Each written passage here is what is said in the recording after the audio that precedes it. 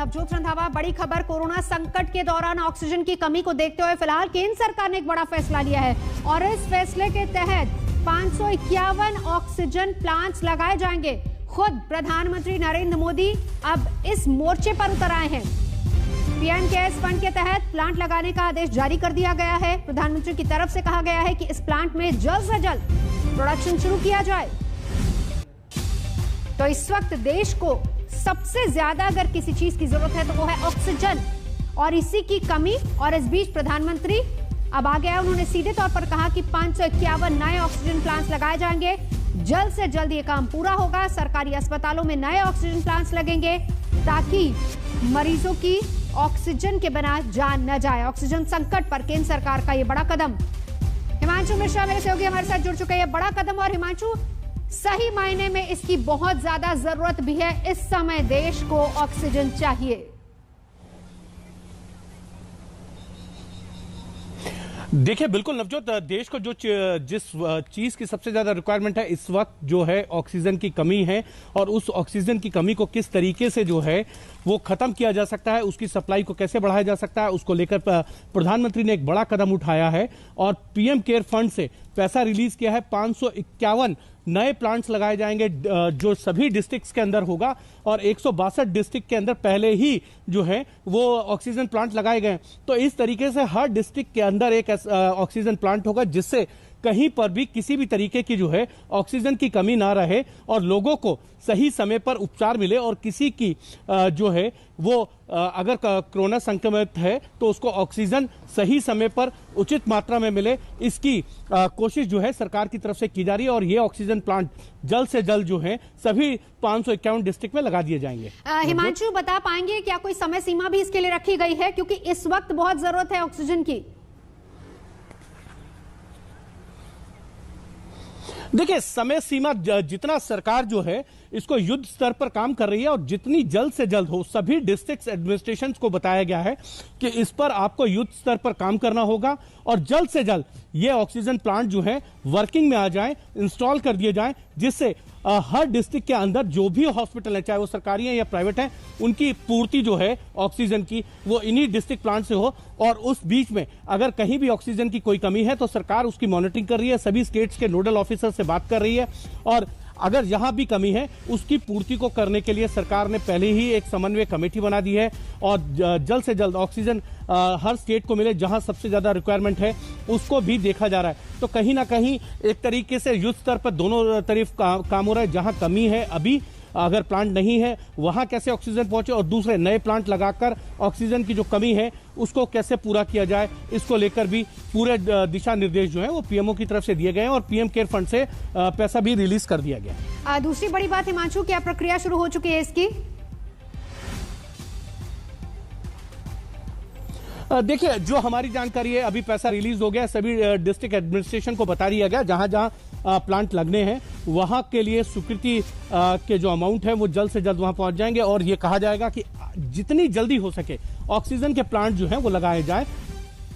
बिल्कुल बिल्कुल, हिमांशु रहिए मेरे साथ। हिमांशु मेरे सहयोगी लगातार हमारे साथ मौजूद है। इस बीच कोरोना को काबू में करना है तो वैक्सीन जरूरी है। विशेषज्ञ बार बार यही बात कह रहे हैं कि वैक्सीन से ही बचाव संभव है, और इसीलिए केंद्र सरकार ने अब 1 मई से 18 साल तक की उम्र वालों को वैक्सीन की मंजूरी दे दी है। 1 मई से एक बड़ा अभियान अब शुरू होने वाला है, लेकिन 4 राज्य जहां कांग्रेस की सत्ता है उन्होंने साफ कह दिया है कि वो 1 मई से टीकाकरण का अभियान शुरू नहीं कर पाएंगे, क्योंकि उनके पास पर्याप्त वैक्सीन नहीं है। पंजाब है, छत्तीसगढ़ है, राजस्थान है, ये तमाम ऐसे राज्य कांग्रेस शासित राज्य जहां पर स्वास्थ्य मंत्रियों ने कहा है कि उनके पास फिलहाल वैक्सीन के पर्याप्त डोज नहीं है, इसीलिए वो बड़े स्तर पर वैक्सीनेशन अभियान शुरू नहीं कर सकते। 3 राज्यों के मंत्री, स्वास्थ्य मंत्री, उन्होंने इस बात का जिक्र भी किया है। टीकाकरण के फेज 3 की शुरुआत हो रही है, लेकिन सवाल अब कांग्रेस उठा रही है कि जब वैक्सीन है ही नहीं तो फिर किस तरीके से हर किसी को मुहैया कराई जाएगी। कहा, हमारे पास टीका नहीं है।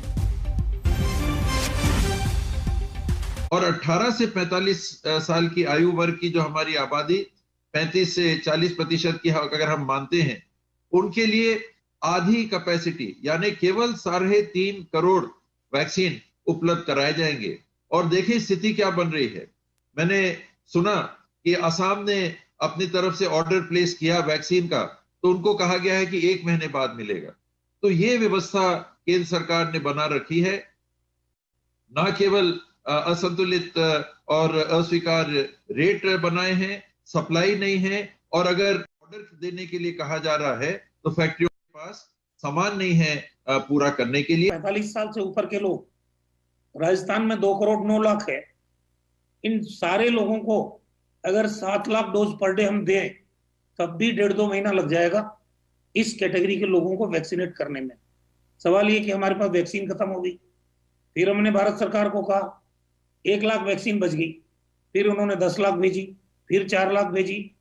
इस ढंग से आज हमारे पास जो स्टेट में अलग अलग जिला चिकित्सालय है, वहां करीब 7 लाख वैक्सीन है, और हमारे जो कैपिटल में स्टोरेज का सेंटर है वहां 1 लाख वैक्सीन है।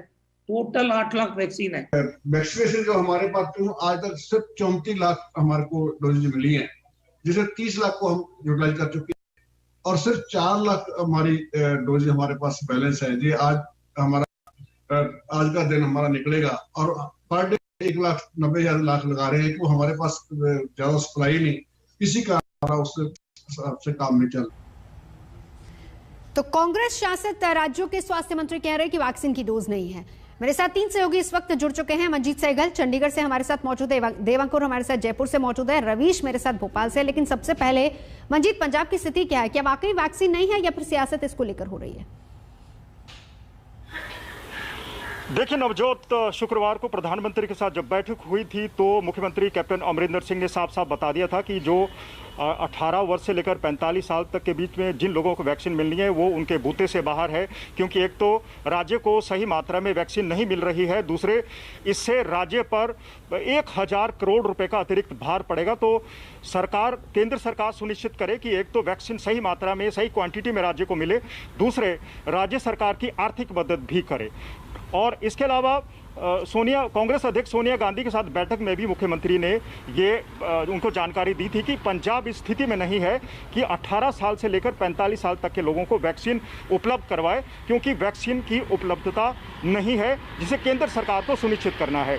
अब तक 16 लाख लोगों को वैक्सीन लगाई जा चुकी है। शुरुआत में पंजाब में वैक्सीन के लिए बहुत कम लोग आए थे, लेकिन अब वैक्सीन हर रोज 85,000 से 90,000 लोगों को दी जा रही है। लेकिन जहां तक वैक्सीन की उपलब्धता का सवाल है वो बहुत कम है, और सरकार पहले ही जता चुकी है कि उसके पास सिर्फ 3 दिन का स्टॉक है। अगर बाकी लोगों को वैक्सीन लगानी है तो केंद्र सरकार वैक्सीन उपलब्ध करवाने की कोशिश करे। जी देवांकुर, राजस्थान की स्थिति क्या है? राजस्थान की स्थिति नवजोत काफी बुरी है। प्रदेश की जो अशोक गहलोत सरकार है, जो चिकित्सा मंत्री डॉक्टर रघु शर्मा है, बार बार इस बात का रोना रो रहे हैं कि हमारे पास वैक्सीन है ही नहीं, और जो 45 साल से ज्यादा उम्र के लोग हैं, अगर सिर्फ उन्हीं को देखा जाए तो ये 2 करोड़ के करीब हैं जिनको वैक्सीन, अगर रोजाना 7 लाख के करीब लोगों को वैक्सीन लगे तो करीब 2 महीने लग जाएंगे सिर्फ इन लोगों को वैक्सीन लगवाने में।